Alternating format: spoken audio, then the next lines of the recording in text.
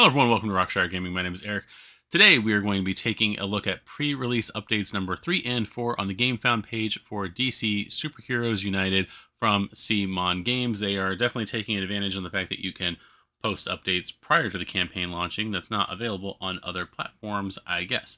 Today we're going to be looking at updates number 3 and 4, taking a look at a new character that was revealed, going over the first actual dev diary for the campaign, and taking our guesses as to who another character might be. So let's go ahead and switch over to the website there and see what's going on.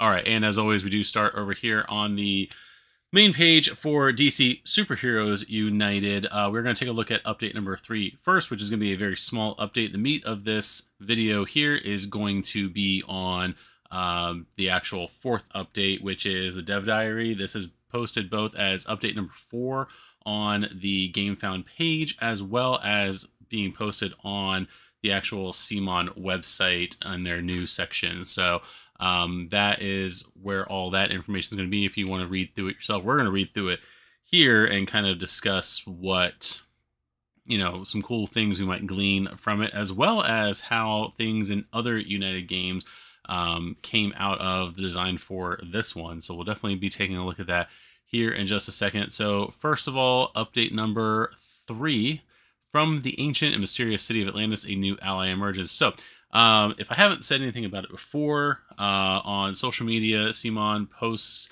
this image, but like very pixelated and black, like these weird silhouetted dot things, to do like a Who's That Pokemon style reveal. They do it with other games that they've had in the past as well, for like pre-release teases and stuff like that. They usually post it on one day and then show you the actual character on the next day. This was the one from, when did this update go out? I think this was yesterday's update. Update number 3 on the 28th. I'm recording this on the 30th, so this is 2 days ago. So this was originally posted on the 27th as a who could this be. The trident was a dead giveaway as to who it was, but then on the 28th they showed that this was indeed Aquaman right here. So as we go down here a little bit, scroll down a little bit up there. Bearing the strength of the ocean and the wisdom of the deep, he is the guardian of the seas and protector of all marine life. With his legendary trident, he stands as a beacon of hope and strength.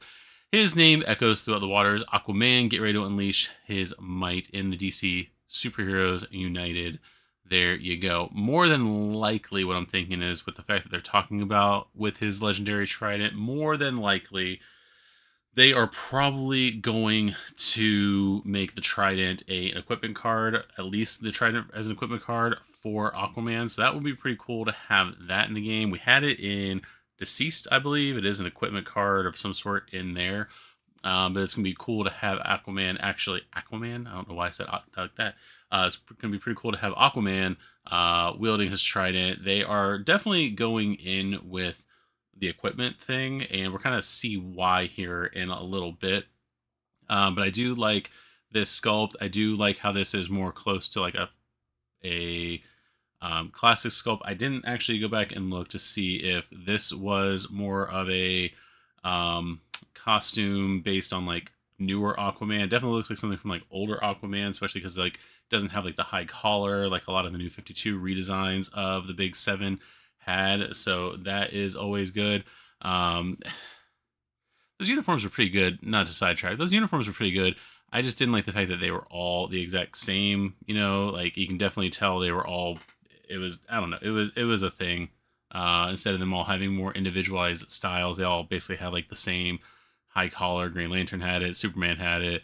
Aquaman, whatnot. So that was a thing back then. So, but yeah, that was Aquaman right there. And then we get to update number 4, which is DC Superheroes United introducing the game. This is officially Dev Diary number 1. You can read this here on Gamefound. You can also read it, like I said, on the CMON website. So there is that. Before we get into this, though, as always, if you have been enjoying these update videos and you'd like to see more of them, go ahead and make sure that you subscribe to our channel here on Rockshire Gaming. Make sure you hit the notification bell to know when any more of these videos are going to be coming out. And make sure you comment below with, anything, any ideas you may have as far as what you're looking forward to this, and speculation on new characters that may or may not be in core boxes as well as other boxes. Shameless self-promotion is now over. Join us in this new update where Andrea Treviso, lead designer of DC Superheroes United, gives us some insight into the core box design and some of the heroes and villain.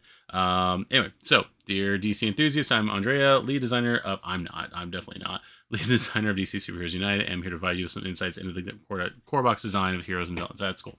All right, so we're going to get into this right here. We're going to see Batman there in just a second.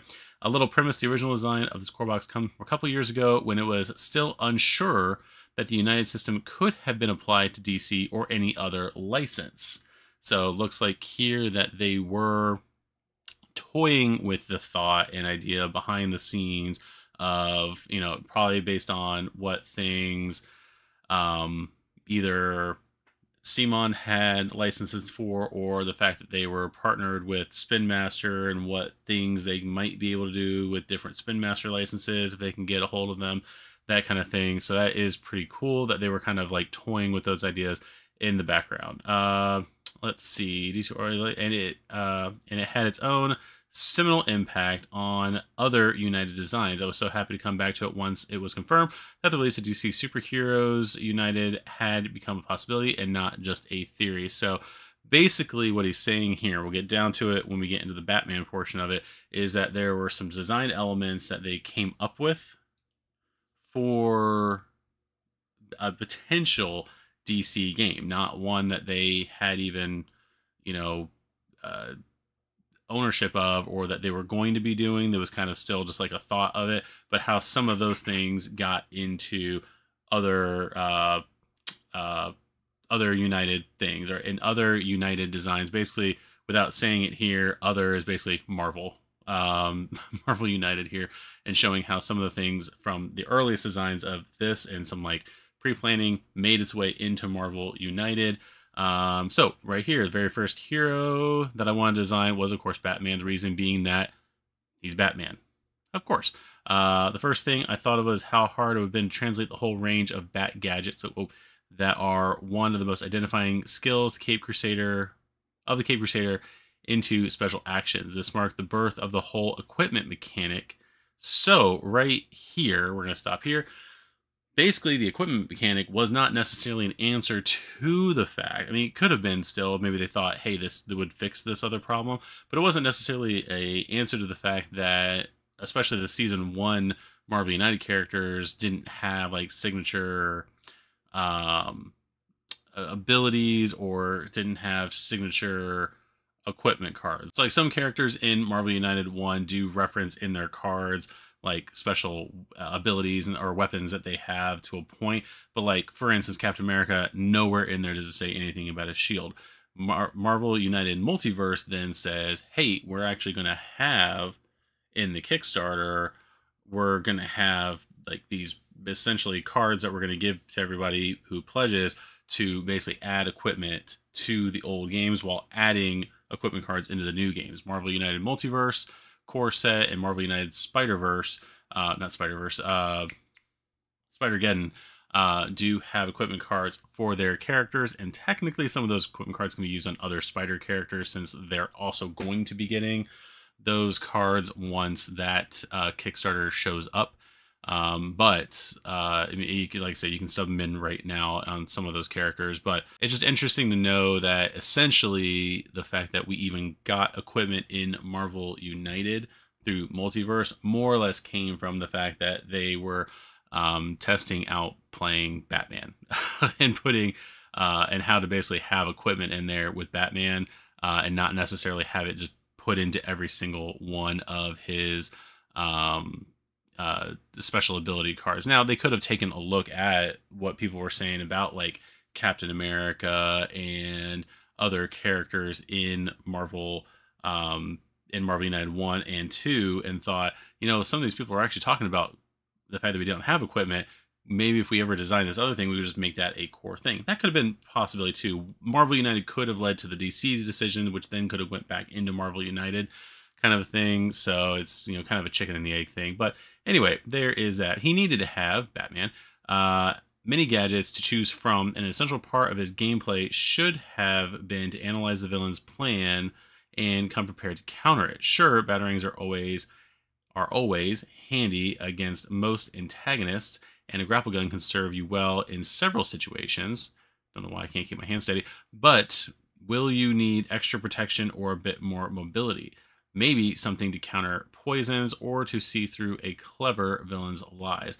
Players who like to analyze, come prepared to a fight, and find it rewarding to anticipate the villain's plan will immediately enjoy Batman's game options. So then this leads me to wonder, are we going to get a Batman who, because he's got like, from images we've seen, he's got like 5 or 7 or however many it is, um, equipment cards in his deck. And I wonder if they're going to do something where you cap it out, meaning that he only gets up to 3 that he can take. And then you're essentially going to have to metagame a little bit to be like, okay, because, that's all Batman does himself is metagame. So it's like, okay, so he knows kind of what he's going into. He knows what he's getting into with Joker. He knows what he's getting into Lex Luthor. What gadgets do I need to bring? It's not like Spider-Man just bringing a web shooter. It's not like Captain America just bringing his shield. Not like Magneto just bringing the helmet kind of thing as far as that equipment goes. And those are the ones I can remember off the top of my head. It's more so like, is he going to pick and choose which equipment cards he brings into a given situation? That's going to be kind of cool to see. That's not necessarily answered here or whatever. I'm just speculating from the little highlighted snippet right here that we are taking a look at. So let's go ahead and scroll down here. We do see, again, Batman, and the only card, again, we see here is Batarang. Use on your turn, punch in an adjacent location, then turn this face down. So here they're showing 1, 2, 3, 4, 5, 6. We have at least 6 cards right here. This is just showing his regular cards, his regular deck, because the other side of this more than likely is going to be the recharge rules or whatever for the card itself. Like, do this and get it recharged if it has those rules. So let's go ahead and go a little further. Bruce Wayne, however, is much more than his gadgets. He's a great martial artist, and let's not forget, the world's greatest detective. Moreover, what I believe might be his most defining skill is his indomitable will, and you'll see all of these and more reflected in his special actions. So while choosing the right equipment at the start might give Batman a real edge, he has enough skill to emerge victorious against less predictable villains, making him the perfect choice if you want to play Commander Solo mode. He's Batman after all. I have to wonder, so they say he's a perfect choice for playing Commander Solo mode. I kind of have to wonder if they, once again, with the fact that equipment, like they say up here, where is it? Where are you? That marked the birth of the whole equipment mechanic. Now, again, as I'm rattling off here, that might just been the birth of the mechanic in this version of the game, although they do say up here somewhere, and I've lost it, that and had its own seminal impact on other United designs. So I'm going with the fact that this DC, the thought of making the DC game impacted a lot of things in later seasons of Marvel United. That's how I'm interpreting this. If you disagree with me, please, and if you do disagree with me, that's awesome, great. Let me know down below in the comments what you think of that. Just whatever. But where was I at? But then I have to wonder if Commander Solo mode was also thought up of in the design of this game, meaning with the exception of Spider-Man. And I know, and some of this is going to be from more of the MCU kind of a thing, or like the viewpoint of it. But short of Spider-Man, the members of the Avengers, the members of the X-Men, and definitively the Fantastic Four, for the most part, all those guys in my mind are on teams and whatnot. Like, you're gonna see those guys team up and fight some big bad thing, whatnot. Yes, I do understand Hulk has his own book. I do understand Captain America has his own book. I understand that Iron Man has his own book. They all have their solo adventures and whatnot. I get that. Superman has 4, or at one time has had 4. Batman has had 4 to 5 at one time, that kind of thing. The heroes of the DC universe, yes, they're on the Justice League, But and again, feel free to disagree with me if you think differently. But I have always envisioned that the DC heroes, for the most part, are on their own. Yes, Batman has his sidekicks and everything like that. And I would probably myself be more inclined to almost play united with like the families, if that makes any sense. Like I would more play like Bat family fighting like the Joker or Penguin or whoever they put in the game. I would have Superman more or less teaming up with like Steel and Superboy and Supergirl to team up with that stuff. But with that said, Superman fights his stuff alone. Batman often fights his stuff alone. Wonder Woman fights her stuff alone. Flash fighting alone. I have to wonder if there's a possibility that the Commander solo mode more came out of this game's design and not necessarily wanting to change the Marvel United established Shield / Xavier solo mode. That was a Kickstarter unlock, essentially, the first time around, the solo mode. So it was a good chance that they rushed it and that they decided to change it. But I feel like if they were going to change it, they would have changed it in X-Men, not wait until Multiverse to change it. So then I have to wonder, did Commander solo mode also come out of the design for this game, especially when you're thinking like Batman, like, yes, he's got his sidekicks, he's got Nightwing, Robin.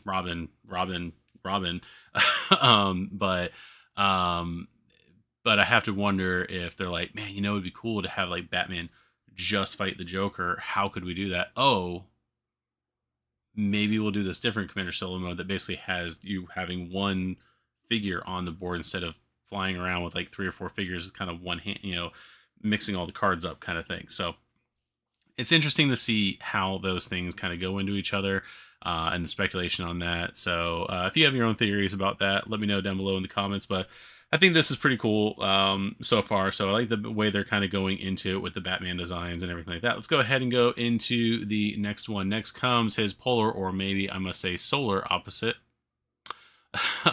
Superman. Kal-El doesn't need equipment, which we've seen that in some of the pre-release pictures where Superman does not have equipment cards. I don't think Batman has a starting hand card either.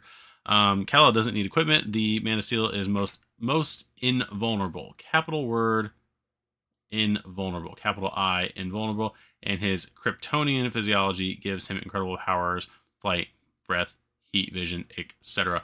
I'm thinking that those two words being capital means they're referring to cards in his deck. That's just my assumption with that. Those are probably the name of his first 2 starting hand cards, if you want to know the truth. I would think. Maybe not. Maybe I'm just reading into that, but that's what I think from that. And ever since something in Marvel United 1, I believe, where they capital, like in one of the updates where it was like, what's next in the master plan, they kept capitalizing the X or making bold the X in the word next. Like I don't trust any capitalization or punctuation in their updates anymore. And unstoppable and tough to take down as he is, the Kent family's adopted son is not without weak points either. Especially at high player counts, you might not have the time to play both of his starting hand cards, providing you with an interesting strategic choice between damage protection and mobility. There is no better hero to play if you want to feel like you are the hero of a United game. So 2 things from there that I find interesting. One, basically his starting hand cards are going to set up different ongoing effects for him, like kind of like Wolverine setting up his healing factor on the board turn 1s, I believe. Yeah. So that way, when he gets to a certain point, he can start healing again. In this one, it looks like you're going to have 2 different starting hand cards. If you are playing and you're going, the first thing you're going to do is play one of them when it's your turn, when it's Superman's turn in the game. I think kind of what they're talking about here is that, especially with higher player counts, which I'm assuming is still just 4. Although if they have their own, no, that wouldn't work either, because that would still be 3 on your side. But regardless, if they have 4 or more, I don't know how they're going to put 5 in there. But in a 4-player game, yes, you may not be able to play Superman another starting hand card, because by the time you even get back to your turn, you're going to have 3 other hero cards drawn, and at least 1, if not 2, I think you can swing it that way. 1, if not 2, let's see that, villain cards placed down. So that might be what they're talking about. Like, you might need to play something else in order to get to, instead of playing the starting hand cards. So depending on how you set that up, it's kind of, we'll see how that kind of works out. There's characters in the other games that have multiple starting hand cards. That's not usually a problem. There might be some other mechanic that's like an either or kind of thing, or he has more than 12 cards in his deck. You got to pick which one you want to do. I don't know. That's probably not it. One of the things I like here, not without his weak points. One of the things also with DC characters, and I don't know if they're going to address it in this game or not. I don't know if it's going to be like a, how do I say this? I don't know if it's going to be like a detriment card that might be thrown into effect for some of the characters, but Superman is weak to Kryptonite. If you have some Kryptonite out, Superman's not going to be able to do much with that. Green Lantern, for a while, it was the color yellow. Aquaman, I don't think he could be on land for more than 24 hours before he would start dying. And, so on and so forth down the road. Martian Manhunter, fire. This kind of makes me wonder, are they going to try to introduce like the weaknesses for certain characters into the game? Now, some characters are not going to have that, meaning that there's characters that are, basically any character created after the 70s doesn't necessarily have like weaknesses and that kind of thing. Like, cheap MacGuffins and whatnot for the villains to get an upper hand during the course of an issue before the hero finally like overcomes that and wins the day and everything like that. So I don't know if they're going to add that in there, but it would be kind of interesting because like Marvel, I don't think that I can think of off the top of my head. There's nothing in Marvel that I can think of that is like, yes, I am Wolverine and I am weak to this thing, kind of thing. Like, it's not like Spider-Man's, weak to bug repellent kind of thing. So DC, the heroes having like weaknesses was a thing. So I don't know if they're going to add that into the game. It'd be interesting to figure out how they would add that into the game. Like, how would you add in, if you could, and if it made sense, adding in the different forms like Kryptonite for the super characters to affect them, the kind of thing, that would be kind of interesting. I'm not going to harp on it too much. But that's just, the fact that they put on there, not without his weak points either. Yeah, kind of interesting to see how that would go. Anyway, continue on. And the Trinity would not be complete without the Princess at the Mascara, Wonder Woman, by far the world's most popular female superhero. Diana, the Amazon Princess, is the most versatile hero in the core set. Her range of equipment provides her with protection, movement, and an occasional ride for her fellow hero, and reconnaissance abilities, mirrored or enhanced by her special powers. Adding to that is the fact that when it comes to resolving threats, there is no better hero in the core set. Makes me wonder if she's going to have a lot of just heroic actions in her stuff. Who knows? Or abilities that help with like clearing stuff off the board and whatnot. So we'll see how that goes. You can easily see why Diana is one of the most played heroes in the core set in any player count. She could easily be your best hero choice when facing a new villain for the first time and you don't really know what to expect. Again, going back to heroic actions, most villains, if they don't have henchmen to punch, are going to have heroic actions to deal with. I think it would be kind of cool to finally have a threat more dealing with movement. Would be cool because yes, punching is going to be more the henchmen. Heroic actions are going to be the heroic actions. It'd be cool if there was like a movement one. Let's see. I even thought about giving her a skateboard as a fourth equipment, just as a reminder of my days as a kid watching Linda Carter on TV. But the idea was quickly dismissed. But you never know; it might come back as a promo equipment card sooner or later. I just saw this video the other day of the episode from the original Wonder Woman series where Linda Carter was riding a skateboard. It was it was surreal. So there's that. They are apparently talking about having um, a promo card for Wonder Woman for the skateboard for to go call back to the Linda Carter. I I'm always indifferent, or not indifferent. I go from indifferent to not caring about or not liking promo cards just because of the fact that I am the kind of person of, if you're gonna do promo cards, kind of like the decks for Marvel United, the four different hero decks they have out.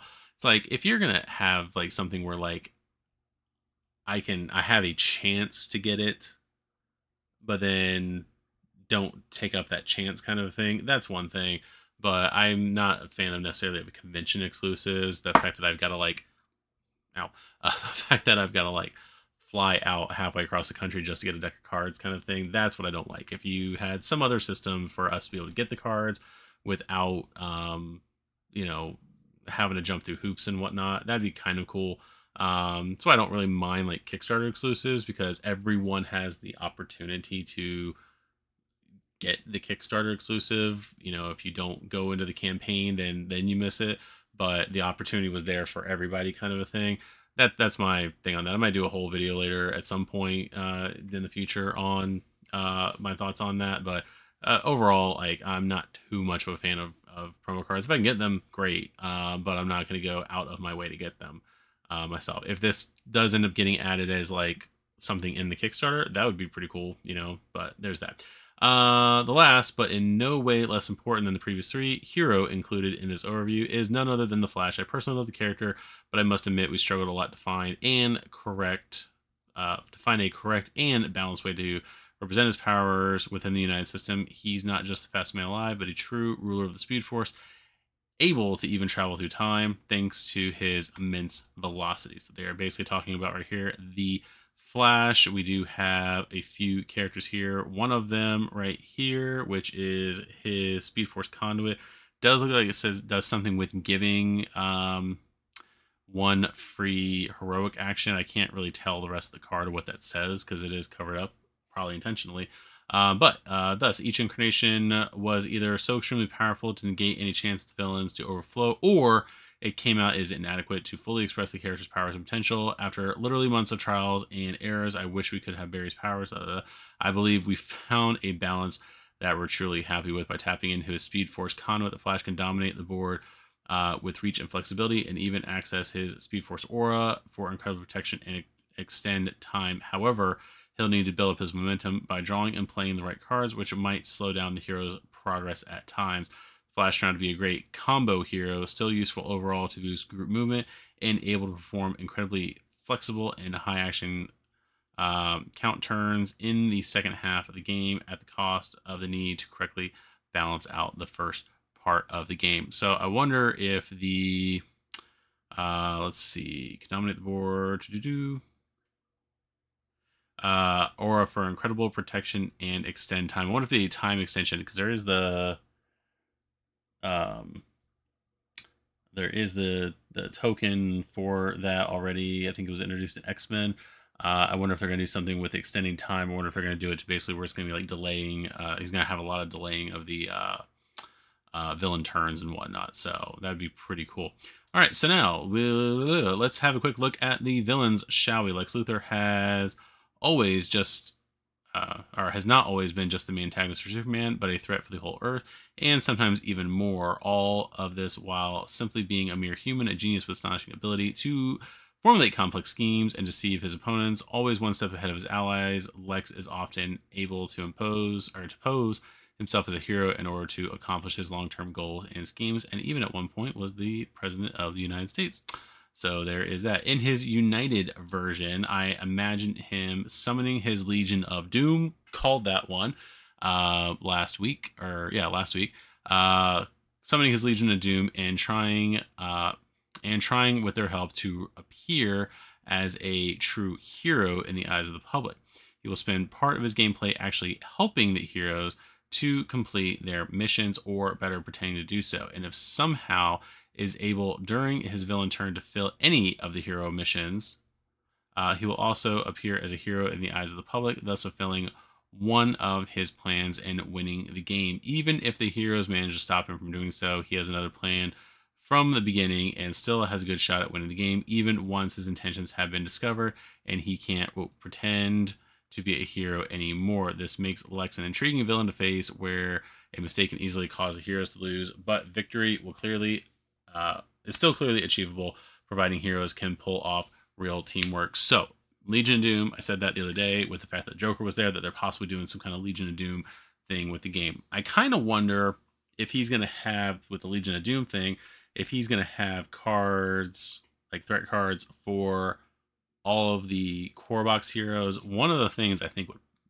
be kind of cool if they were going to go with that and go with me here, it probably won't happen, is if, and I think this would make him way too OP, so I kind of don't want them to do it. But what if they actually did in the Kickstarter, when they announced a new villain, also threw in a threat card for Lex Luthor? I'm just saying, be kind of cool. They probably will not do that. And again, I know nothing about what's coming out for this game. This is just me rambling on about stuff. I'm like Randy Newman in that one episode of Family Guy. I'm just talking about what I see. So there is that. So yeah, so that's gonna be pretty cool. The fact that he's gonna have that, he's kind of working with the hero. So you're kind of, that kind of goes back to that one Joker card that we saw, or not Joker card, the Lex card with the Joker, where it's like you're going to go over to a henchman and hit it, or whatever it said. Like you were doing something negative to one of the henchmen, which is kind of interesting.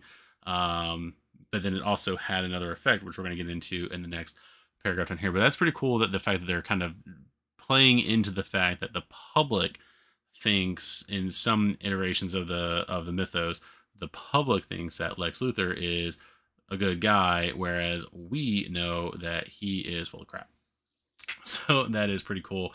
Let's like right here, we've got posing as a hero, rescue all civilians in Lex Luthor's location. He's going to move clockwise to the next location with the most civilians if possible. So he's going to get that, or he's going to bam. And there's that symbol. I'm pointing at it over here, like you guys can see what I'm pointing at. I need to use the mouse. Right here, that symbol right there is showing up again. Instead, bam. So there is that. Now we're going to get into that here in the last paragraph of a cool change I like for this version of the game that I kind of wish was in regular Marvel United, although knowing how my brain works and from evidence that you guys can clearly see from our multiple gameplays of Marvel United, you know I would never keep up with it. So we'll see how I do in DC United when we get this in. I'm going to say, y'all are going to hate me for this, but I'm going to say we're not getting this until hopefully early 2026. Ah, that sucks. That sucks. Anyway, moving on. In designing DC superheroes, this has been one of my priorities. DC heroes are very powerful, with some of them possessing godlike powers to shape reality itself. So the challenge in most cases was not to simply put in front of them huge challenges to overcome and villains as powerful as them to defeat. What I needed was villains to be able to deceive heroes, trick them into plays that might seem good for them until it's too late to realize they were working for the villain and not against them. Alternate paths to victory for the hero's antagonist and for heroes to lose. So there is all that. So currently right now in Marvel United, yes, there are a couple of ways that the heroes can lose, like with the whole you not being able to draw cards and all that kind of stuff. But the villain, for the most part, has one clear path to victory. They always have the whole like they can't draw a card and now they win because you ran out of their deck, or you can't draw a card or whatever it is. But and there's some villains who that's their villainous plot is to, or not their villainous plot, but the mechanics of the character is to drain their deck. But it looks like right here they were definitely working with a lot of the villains and characters to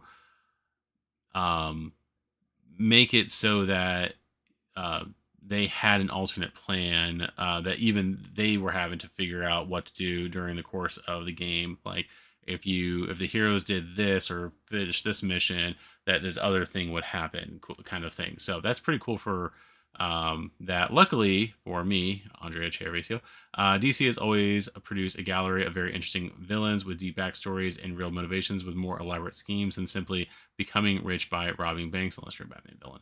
And that has allowed me to push the boundaries of creativity and provide unique challenges for our beloved heroes. To get there, it was imperative to introduce some twist to the basic United mechanics, so some of the villains will have different BAM, overflow, or special effects depending on whether they are under pressure or not. This goes back to, let's see, do I have it here? Yep, this goes back to right here. We have the new under pressure iconography right here, where it looks a little bit different now with the red border and everything like that. That is now going to alter the way the game is played. Even over here on the Joker card, he's got whatever his BAM effect is, and then he's got this red one right here, which basically is now going to say when he's under pressure, or when he's not under pressure, he's got this BAM effect. When he is under pressure, he's got this BAM effect. And then over here, even on this card of the Joker, he does two different things, whether or not he's under pressure or not. And then back up here with Lex, we've got that he's going to BAM instead of rescuing civilians on his turn. And then his other card, I think, which is different, it's the one about the henchman. It also BAMs instead of doing the henchman thing. So basically his cards are like, hey, I'm gonna go over here and take on civilians. Hey, I'm gonna go over here and take out my own henchmen, and surprise, we're gonna BAM instead. So that's pretty cool, the fact that they're making that change. This allowed more twist and turns in how they operate, and the possibility for heroes to be caught off guard by a sudden change in the villain's plan. So there is that right there, and this seems like a likely place to... Or wait, this seems like plenty for one diary. We can leave the rest of the other revealed characters like the Joker for the next one. What will suffice for the moment is telling that the Joker has a plan to poison everyone with his Joker toxin, and that heroes will struggle to find him. Have you ever played a shell game? So that's pretty cool tease for the Joker, that you're going to have to figure out where he is. So I don't know if that's going to mean... Actually, let's go over here. Let's look right here. Is his... Yeah, his figure's there. So... So I don't know what that's going to mean for the game. Actually, right here, there's like a whole bunch of stuff that I can't read, and I'm pretty sure is way too pixelated. I think he even tried blowing this up at one point and couldn't figure out what it says, but there's going to be definitely some new mechanic stuff for them, because even this is using, like, we already know that there's going to be like clearing civilians, and I think we've seen the clearing civilians mission, but it looks like there's this whole new green mission right here. Don't know if that's specific to the Joker or not, but we will find out hopefully in the next dev diary. So get ready for it, but be wary. Do not waste much time, or you'll let the Joker have the last laugh. So that is the end of dev diary number 1, and that is it for right now. Next thing I'm going to show is the last thing I'm going to show here is basically the new reveal, or at least the silhouette of the new reveal. By the time most of you guys watch this, it'll probably be revealed. But over here on Facebook, which I'm not logged into, this was the new reveal right here. Now, I am not an expert on what this possibly could be, although for about a year and a half, 2 years, I was a Pokemon professor.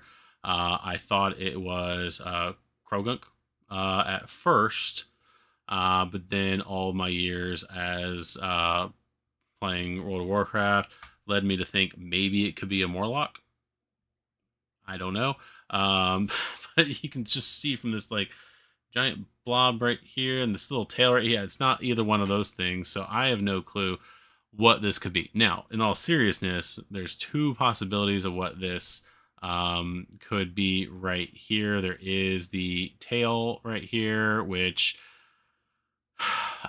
this could lead us to believe that this is either going to be like Cheetah if it's a villain, or if we're going to get Catwoman as an anti-hero. I've been going into the assumption, especially with the fact that Lex Luthor is going to potentially be a pain in the butt, but have the whole mechanic of the Legion of Doom in his deck, that I've been going under the assumption that the main box for this game is going to be Justice League as far as the heroes that you're playing as. I mean, we've already got 4 of the members of there. I don't know, especially to round out more female character options in the core game, because again, in Marvel United 1, when they added Wasp and Ant-Man, I think that added 3 out of 7 female characters in the starting lineup. X-Men has 2 technically, but a third with Mystique. So there's 3 female characters in that box. Multiverse has the Captain, no, what's her name? I don't know what her, it's not Captain America. It's Captain England. I can't think of her name right off the top of my head. Captain Carter. Captain Carter, that's what I'm going on. I kept thinking Linda Carter. I'm like, that's not right. I kept on thinking Sharon Carter. That's not right. All I can think of in my head is Captain Carter, because I cannot remember the character's name. But we got her. We've got the female Black Panther Shuri in there. All right, I'm looking at a different screen, but it's Captain Carter, Shuri, Black Panther, Mighty Thor, and Ironheart. So we actually have 4 female characters in Multiverse, and I can't remember. It's Spider-Gwen's behind me, but I know there's Silk and Penny Parker. I think, is that it? Might be it. I'm not sure. But again, right now it's looking like with DC heroes, that DC superheroes, that we're only going to get Wonder Woman right now. Another female character, either villain or not, will add another female character to the game. But again, if we're going to get Lex Luthor, we're going to get Joker, and we're going to get possibly Cheetah / Black Cat, Catwoman in the game, and then maybe Darkseid as the 4th villain. Because again, we don't. We're assuming we're getting 3, but we're probably going to get 4. Then there's no, if we're doing Justice League for the hero side, it's not going to leave any other female characters to throw in there, unless you throw in like Black Canary or someone else in there. So and then if this is for someone who's in Catwoman, then that could also be an anti-hero character that we desperately need for the box. So that would be kind of cool as well, because more than likely she is going to be an anti-hero regardless. So but yeah, anyway, that is the potential character for that's going to be on the 31st, more than likely revealed. I will go over that reveal. More than likely they're going to say it's update number 5 on the Gamefound page when they reveal it, unless they wait for another one and do 2 in a row. But that is going to be the reveal for tomorrow. So speculate while this is up, and we'll go from there. Let's go ahead and go back to the main page right here. So that is everything that has been talked about with the dev diary. I know this was kind of a long video of me rambling, but and I know, and I'm very well aware that you guys can read these updates on your own technically. It doesn't help necessarily that I'm reading it, but reading it kind of helps me out with getting my thoughts kind of together, because I've already read through this, but it helps me in the moment to remember what I'm saying, because I'm terrible with over here like putting a script in here for these things. I probably should start doing that. Anyway, so but yeah, thank you guys for tuning into this one, listening to my thoughts and ramblings on the new dev diary and everything like that. Like, thank you guys very much for that and sticking around. Again, like I said earlier in the video, if you haven't already, go ahead and please subscribe to the channel. Hit the notification bell to know when we're going to be putting out more of these videos. Again, as the campaign comes closer, we're going to be doing, again, more videos like this on the dev diaries, and we're going to be, once the campaign itself launches, we're definitely going to be doing a day 1 video on everything revealed on day 1, and then doing other videos when other like expansions and stuff like that are announced for the game. As always, I'd like to thank you guys for watching. I have been Eric. This has been Rockshire Gaming. This has been DC Superheroes United, and we'll see you guys in the next video. Bye-bye.